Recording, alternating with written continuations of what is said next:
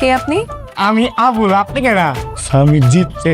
তোমার এক্স ভালো আছে? আসসালামু আলাইকুম বন্ধুরা, কেমন আছেন সবাই? আশা করি সবাই ভালোই আছেন। এটা আমাদের গল্প সিরিজের 23তম পর্বটি দেখার পর আমরা সবাই এক বিশাল ধাক্কা খেয়েছি। গল্পের মোড় এখন এমন এক পর্যায়ে পৌঁছেছে যা 24তম পর্বটি হতে যাচ্ছে এই সিরিজের সবচেয়ে বড় ধামাকা। আজকের ভিডিওতে আমরা আলোচনা করব এই পর্বে ঠিক কি ঘটেছে বা কি ঘটতে চলেছে, কেন 24তম পর্বটি আপনার চোখের কোণে পানি নিয়ে আসতে পারে। গত পর্বে আমরা দেখেছি পরিবারের ভেতরে জমে থাকা দীর্ঘদিনের ক্ষোভ আর অভিমানগুলো আগ্নেয়গিরির মতো বিস্ফোরিত হতে শুরু করেছে। 24 পর্বে আমরা দেখতে পারি সেই বহুল প্রতিপেক্ষিত দৃশ্য যেখানে খায়রুল বাশার তার পরিবারের সম্মান বাঁচাতে এমন এক সিদ্ধান্ত নেবেন যা কেউ কল্পনা করতে পারেনি।